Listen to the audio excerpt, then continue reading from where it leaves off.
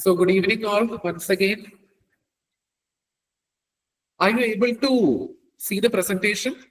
I have shared my screen. Is the presentation visible?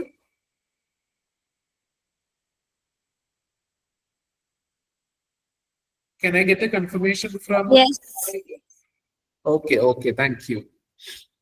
So today, this is going to be the agenda of our discussion. That is how to crack an interview, or how can you master the art of cracking interviews. Okay. Now, before we proceed further with the session, I have got two humble requests to all of you.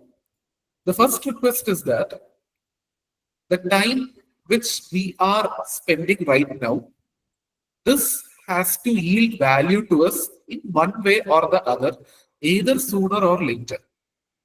So, in order to obtain value from this session, we should ensure that this is going to be an interactive session. So, what do you mean by an interactive session?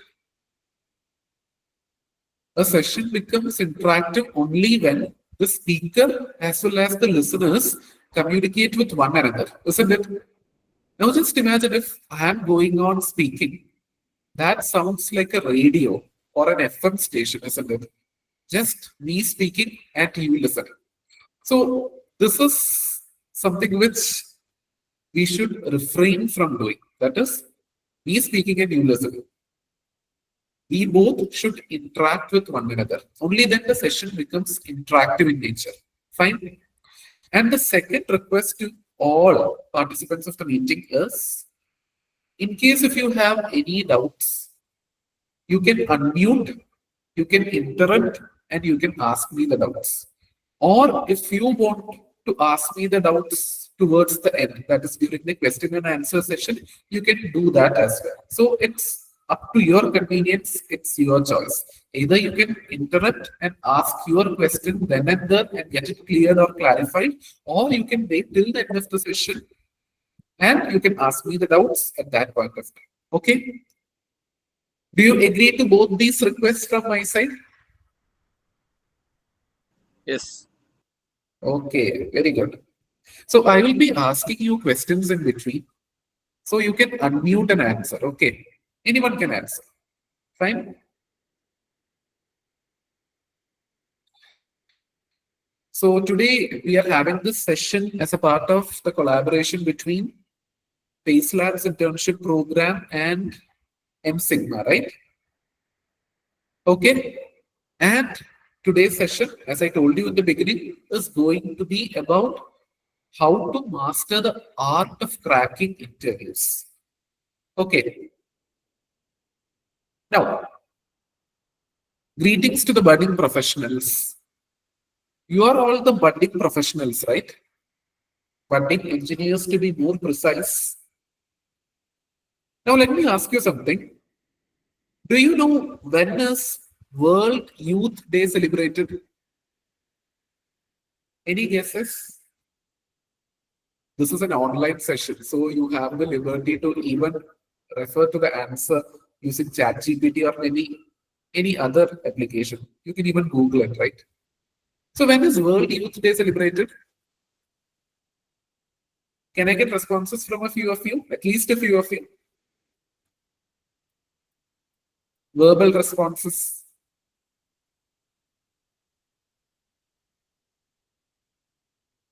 No one knows when is World Youth Day celebrated?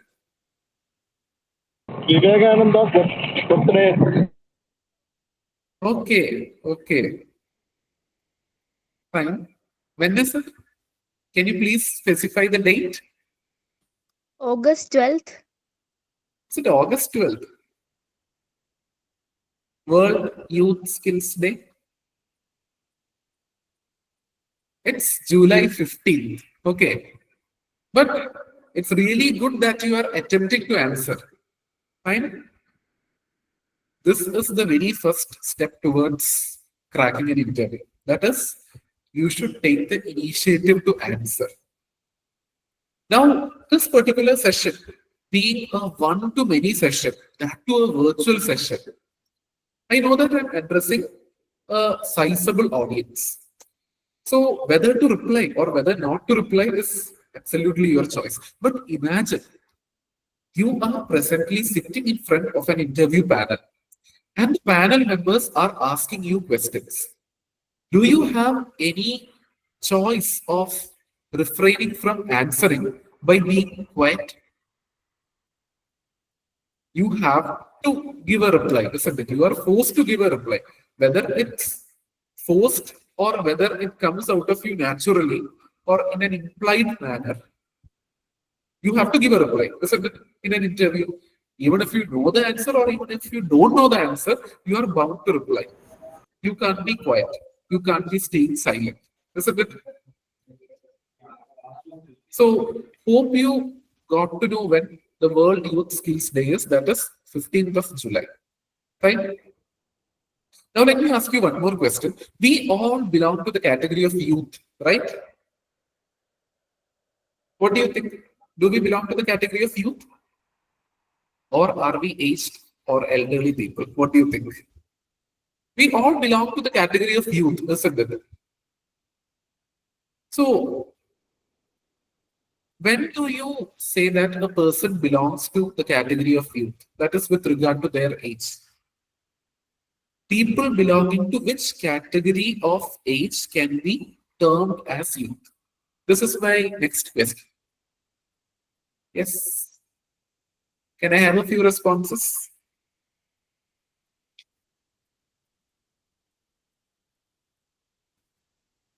The age span of youth, or the age of a person who you term as being a youth. Is my question clear? Or does it have any ambiguity associated with it? Sir, 15 years to 29 years old. Very good. May I know your good name, please? Roshan Joseph. Sorry? Roshan Joseph. Roshan Joseph. Very good, Roshan Joseph. Please give Roshan a big round of applause. I know it's a virtual meeting, but even then. Very good. It's 15 to 29. So we all belong to the category of youth. And now you're all engineering students, right? Now, let me just give you a very brief about how the selection process happens in TCS or Tata Consultancy Services. So the process goes like this. NQT exam, that is National Qualifier Test. So this is the exam for which you are supposed to appear initially. And based on your performance in the National Qualifier Test, you will be categorized into three. That is Prime, Digital, and Ninja. So those securing the top marks in this particular National Qualifier Test will be put under the Prime category. And Prime category offers the best salary package. And those who score the next level of marks, they will be put under Digital category. And the third and the final category is Ninja. Fine. So these are the three different categories. Now, once you are put into these categories, then you have to attend an interview. And the interview will comprise of questions coming from three different areas.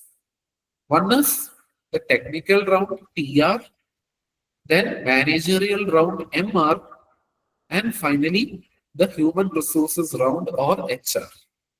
And based on your performance in the interview, everything is calculated cumulatively. That is your marks in the aptitude test, that is NQT, followed by your performance in the interview, will decide whether you will be a part of TCS or not. That is whether you will be selected or not. Fine. So it is just a very brief overview that I'm giving you about how the selection process happens in TCS. Okay. So we have much bigger and much more relevant things to discuss. So I'm going on to the subsequent slides. In case if you have any doubts pertaining to the selection process in TCS, you can ask me at a later point of time. Okay, fine. Okay, so what do you infer from this particular slide? So you all are able to see an image or a picture in the slide, isn't it? So what does this picture depict or indicate?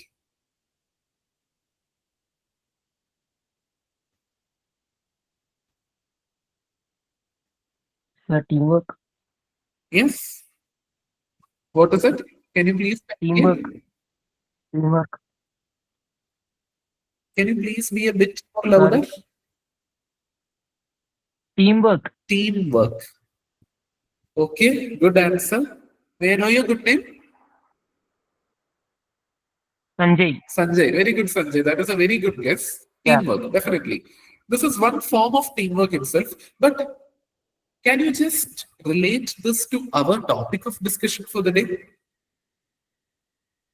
Our topic of discussion is how to Communicating. crack an interview, isn't it? So this is something related to your selection process. Group discussion. Very good, very good. Who gave the answer? Sibin. Sorry? Sibin. Sibin. Very good, Sibin. It's group discussion. So this particular slide depicts or indicates a group discussion. Now, when you are selected or when you are in the process of being selected into an organization, in majority of the companies, group discussion comes about as a part of your selection process, isn't it? So today we are going to cover a comprehensive area pertaining to interviews. That is, even a group discussion can be considered as a close associate or as a close partner of an interview process. Now, about group discussion, what are the two scenarios that are likely to happen in a group discussion? Yes, what are the two scenarios which are likely to happen?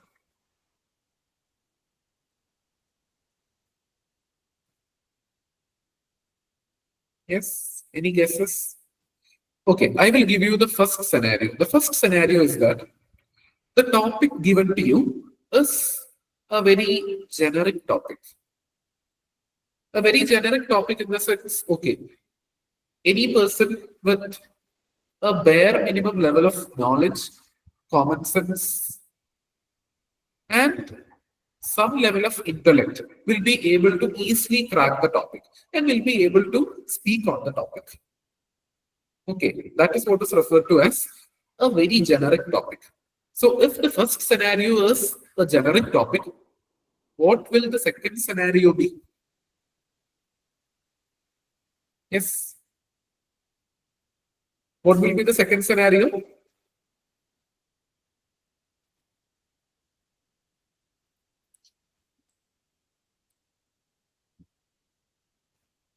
Yes. What happened? Why no responses? Suddenly the audience became so silent. What happened?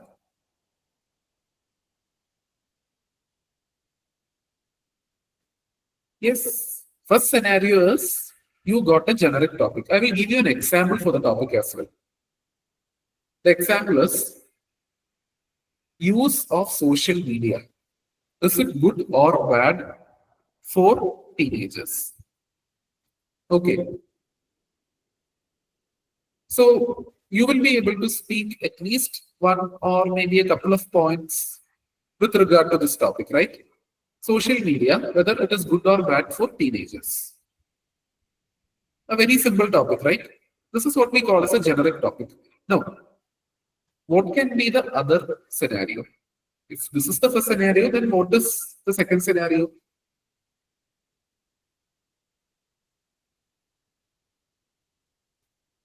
Yes. Can I have a few responses?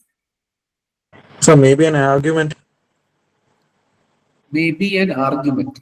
So maybe an argument in the sense.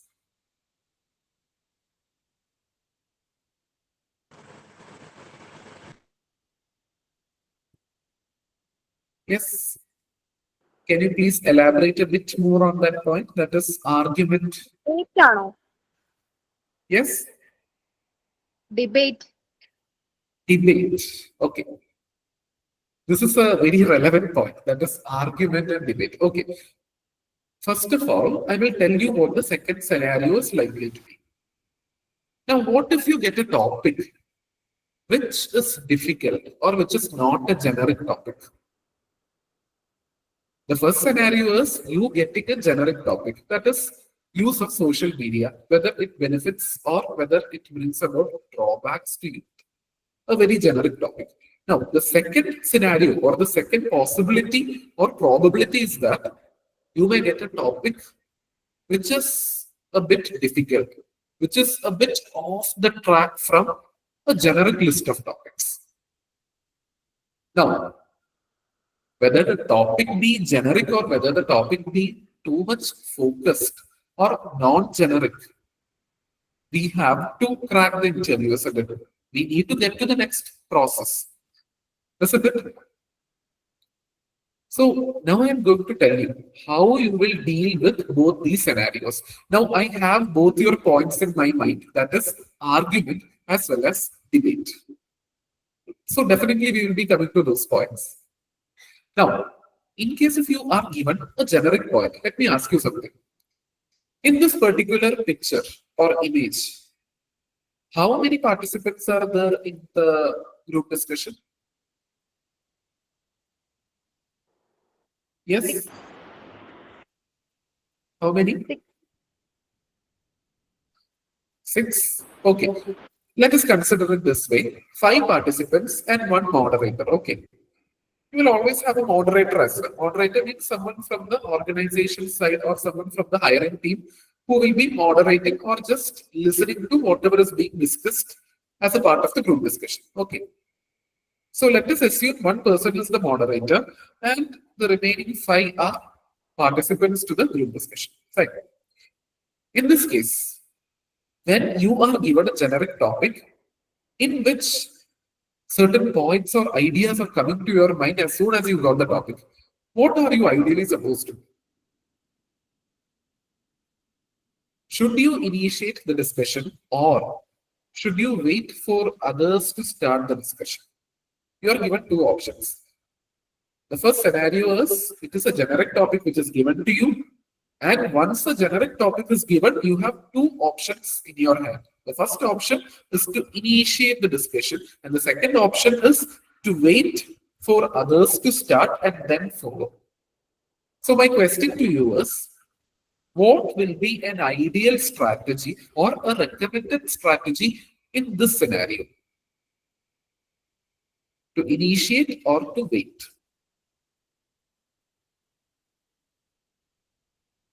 Initiate. Initiate. Very good. May I know your good names? Savant. Sorry? Savant.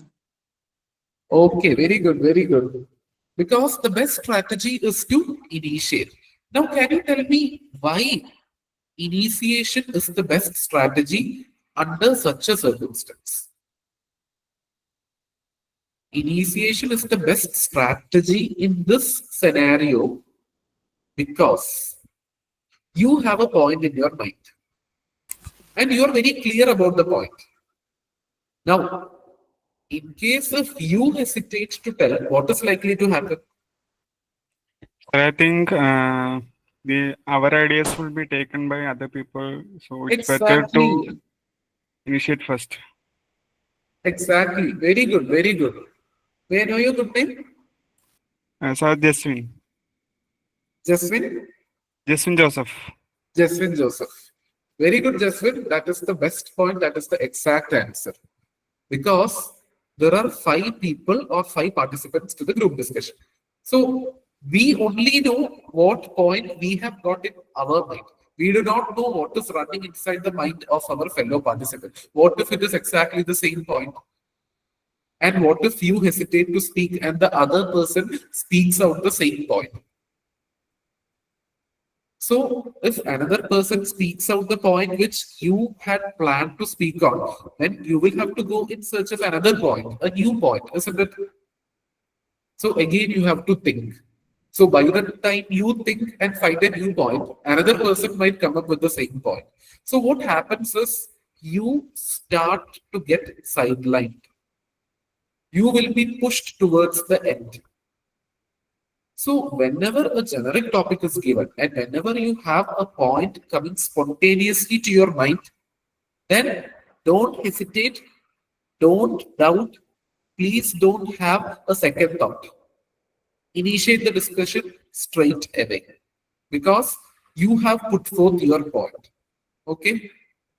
You have at least entered the safe zone. I will never say that you have succeeded and you have won the group discussion, but you have taken your first step of initiating the discussion. And as far as the moderator or someone from the hiring team is concerned, always the one who initiates the discussion will be having a better impression created in the minds of the moderator. Because, okay, if I initiate the discussion or if Jeswin initiates the discussion, what kind of an impression will the interviewer or someone from the hiring team, what kind of an impression will be formed in the minds of the interviewer about Jeswin? What will it be? Yes, Jeswin, can you answer? What kind of an impression will be formed? Sir, a good impression because first impression is the last impression. Yeah. What kind of an impression? So I think it will be a nice impression. Yeah, exactly. It will be a good impression. More than that, the interviewer thinks like, okay, Jeswin is a person who has the courage and confidence to initiate a discussion. Okay. And they feel, okay, even when it comes to work, Jeswin will be someone who is always initiating and who is willing to take up new tasks and responsibilities. And this is definitely going to benefit you in the interview process or in the selection process. Fine. Now, the second scenario is, so what was the second scenario? First scenario is a generic topic. And the second scenario is a non-generic topic, which may be more technical in nature. And everyone may not be having the same extent or same level of knowledge in the topic given. So this is the second scenario. Now, I am again giving you the two same options that I gave you previously. That is, the two options are, second scenario is a non-generic topic and you are not very confident. And here, the two options you have are, first one is either to initiate the discussion or wait for others to start. In this scenario, what will be an ideal or recommended action from your side? Wait for other person to start. Exactly. Very good. Wait for others to start. Now, why do you think that it is wise to take this particular strategy? That is to wait for others to start.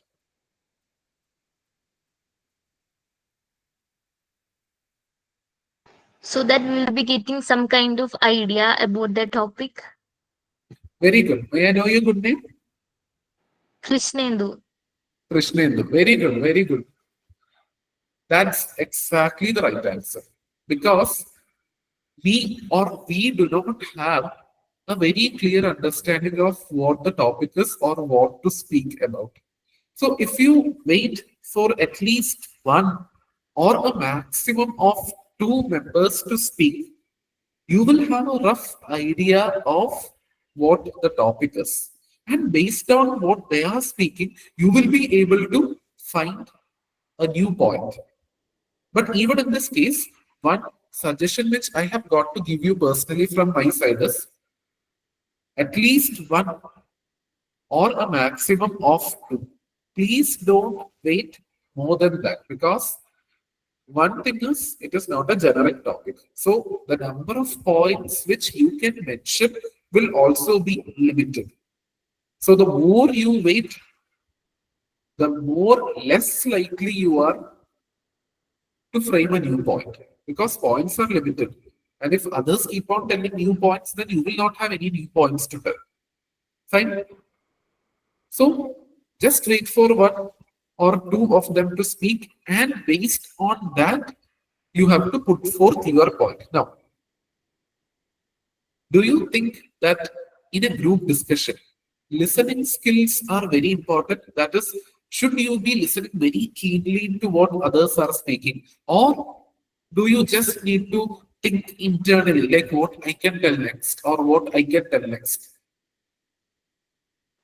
or it I has to don't be a think that combination we of need both? to listen more during a group discussion. We need to come up with new points. Exactly. So is it Krishnendu again? No, sir, this is Pravada. Sorry, This is Pravada. Pravada. Okay, very good, very good. That is, you need to keenly listen to what others are telling. The reason is very simple, because if you keenly listen to, or if you pay very close attention to what others are telling, you may be able to frame a new point from that, or you can even contradict what others are telling, or what your fellow group discussion participant is telling. Fine. So a contradictory statement is also considered to be a new point, isn't it? Fine. Okay. Now I told you about contradicting your fellow participant, isn't it? This is where I'm taking you back to the 2 points which you mentioned. That is argument and debate. When we go to campuses as a part of hosting mock sessions, that is mock interviews, mock group discussions, something which we have often noticed is a group discussion takes the form of a debate. That is, arguments arise, conflicts arise, and finally, it's like everyone is telling against each other. But do you think a debate and a group discussion are one and the same? What do you think, sir? In a debate, the affirmation team and the negative team. So in a debate, these are the two different teams. So the affirmative team has to speak for the topic and the negation team has to speak against the topic. Okay. But in a group discussion, it is not necessary that if someone speaks for the topic, another person has to speak against the topic. There is no hard and fast rule like that.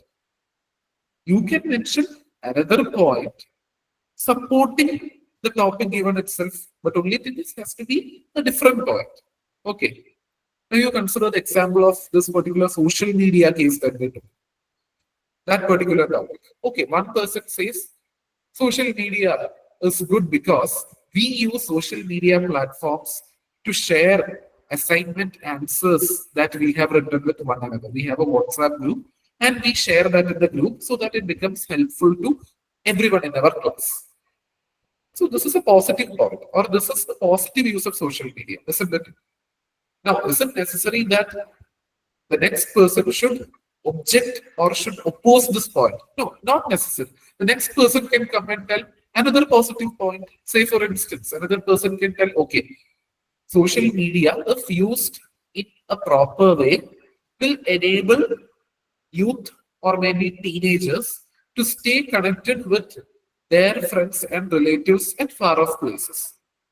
So the kind of social impact or the social aspect associated with social media enables people to keep themselves connected with others who are at far off places.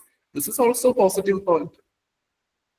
So this is the basic difference between a group discussion and a debate. Debate is about opposing or objecting what the affirmative team has said. But group discussion is about expressing your opinion, your perspective, your viewpoint.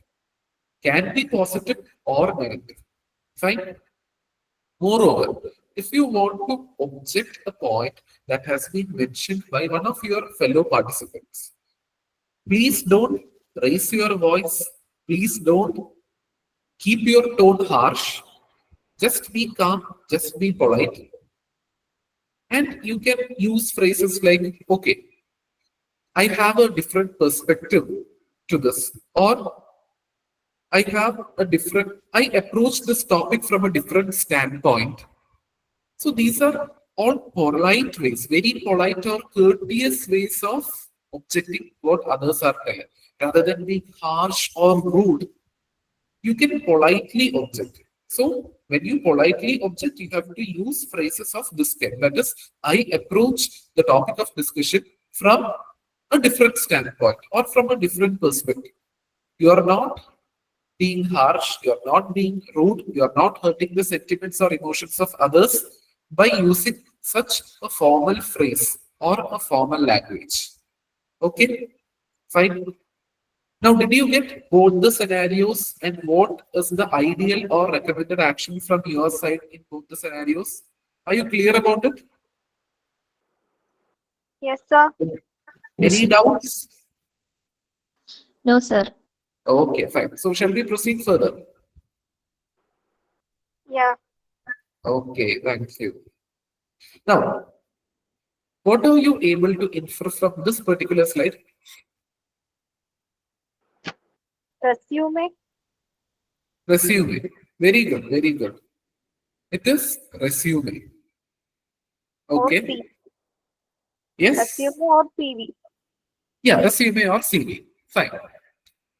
Now, when it comes to a resume, my humble request to all of you is please go through the resume multiple times before you go and sit for an interview. Okay. Now, what do you think makes me say so? That is, go through your resume multiple times before you go and sit for an interview. Now, I'm going to give you certain scenarios. Okay. I would like to have responses from your side. So the first scenario is you have written something in your resume. Okay.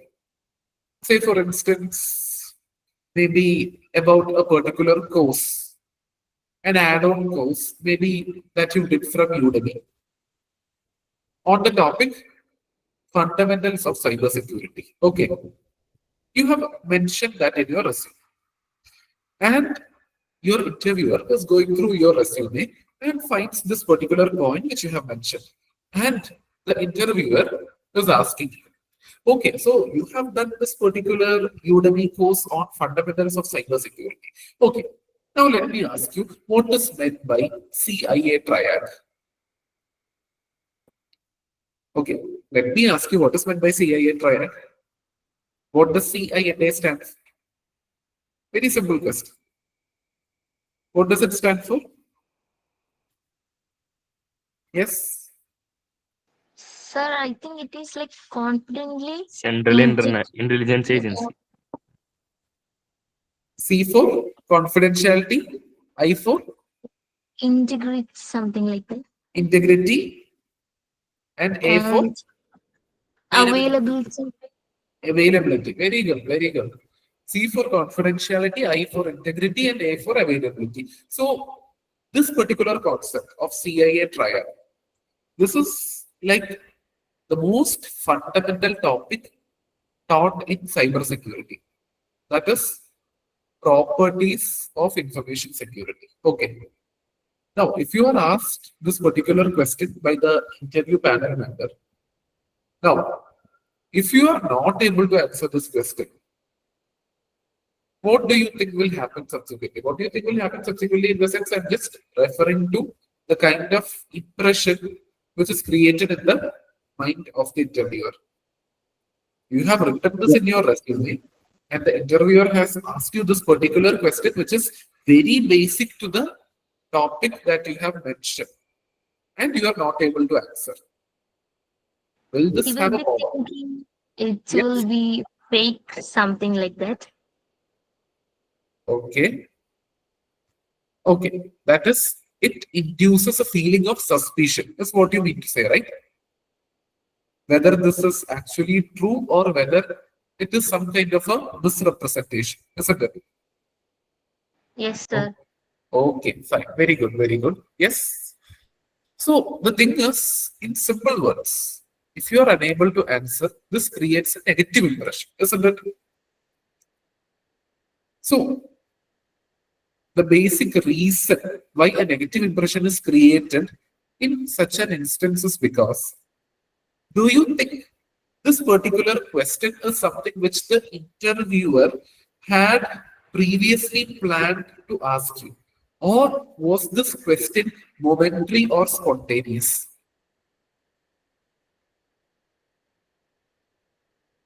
What do you think? Yes. Was this a pre-planned question from the interviewer's side, or was this an abrupt, spontaneous, or a sudden question from his side?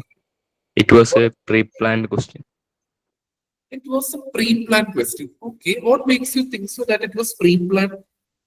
Okay, now imagine your resume never had this particular point being mentioned. That is a course on cyber security, that is on fundamentals of cyber security done from Udemy.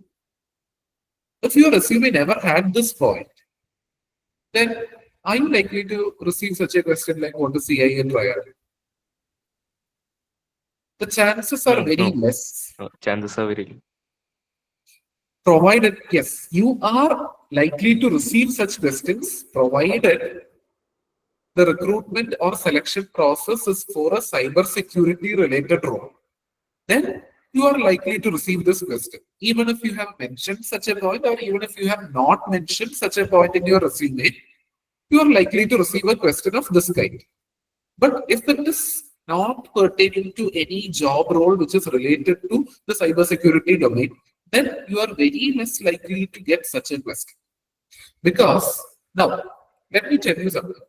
Interviewers, how do you think interviewers come for an interview? That is, they have two mindsets. The first mindset is, okay, I will prepare a certain set of questions and will be asking that to the interviewees or to the candidates who appear in front of me.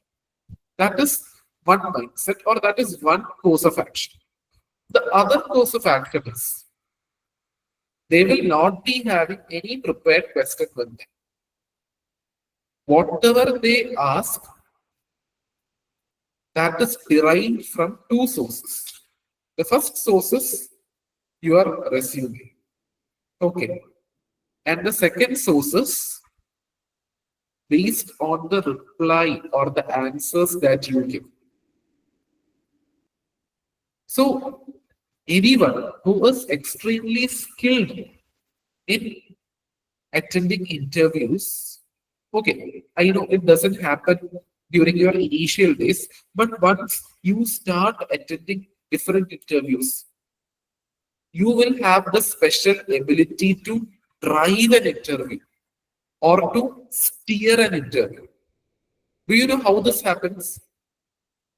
As I told you previously, some interviewers never come for an interview with a prepared set of questions. They ask questions predominantly from whatever you have answered or whatever you have given as an answer to your previous question. So your words, your answers, what you have stated in your resume, all these elements are going to drive the interview, because the interviewer as such doesn't have a well-defined set of questions with him to put forth to you. Okay.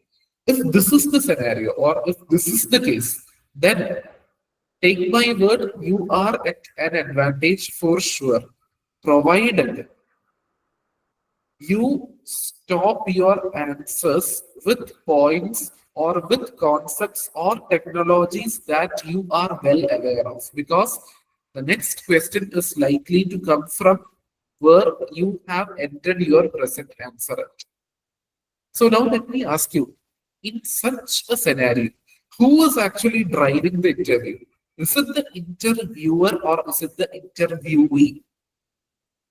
Yes, what do you think? Who is driving the question and answering process? Do you think it is the interviewer, or is it the interviewee or the candidate? Who do you think is driving the interview? Candidate. Candidate, sir. Very good. It is the candidate who is driving the interview in such a scenario. Now, provided the interviewer has come with a prepared set of questions, then definitely your ability to drive an interview will be quite less, because even if you stop your previous answer with the concept that you know, the interviewer already has a set of questions prepared. And he will be only asking questions from that particular set of questions that he has prepared. So, whenever you go for an interview, please have this particular phrase in your mind. That is, hope for the best and prepare for the worst. That is, the best thing that can happen to you is interviewer doesn't have a prefixed set of questions to ask you. That is the best thing. So that you can drive the interview just by answering what you are confident in or what you are well versed in, so that you will be able to answer the subsequent questions which come about as a chain. Okay. The reason why I use the term chain is because it is your previous answer which initiates the next question from the side of the interviewer. Now, that is the best thing. And the worst thing which can happen is the interviewer has come with a prepared set of questions. So, in that particular case, you should definitely have a very good subject knowledge. You should be clear about the concepts that you have learned, about the latest technology, the latest trends in the industry, about the organization. You should have at least a reasonable or a decent level of knowledge pertaining to technology and even general awareness as well, because you can't predict like what the person or the interviewer is going to ask you. Fine. Okay. Now, when it comes to the case of resume, I have often confronted this particular doubt. I have often confronted in the sense, majority of the students who I have addressed, that too pertaining to a topic like cracking interviews, they usually ask, sir, when we go to attend an interview, we usually carry our resume with us. So, what is the ideal size of a resume? Ideal size of a resume in the sense, should it be 1 page or 2 pages or maybe 3 pages? So this is what doubt which majority of it. Do you have this doubt? Or are you very clear about what has to be the ideal size of a resume? 1 page. 1 page. Okay. What makes you feel that the resume has to be ideally 1 page in length? What makes you feel so? The resume has to be short Okay. Has to be and should concise. Okay. contain most details. Okay. Very good. May I know your good name? My name is Aryan. Sorry, your name is? Aryan. Aryan. Okay. Very good. Very good. Okay. Fine. So resume has to be concise. Okay. So my answer, or it's my personal take. Okay. You may have different experts giving you different suggestions. But as far as my perspective is concerned, when it comes to a resume, quality matters more than quantity. That is what I would say.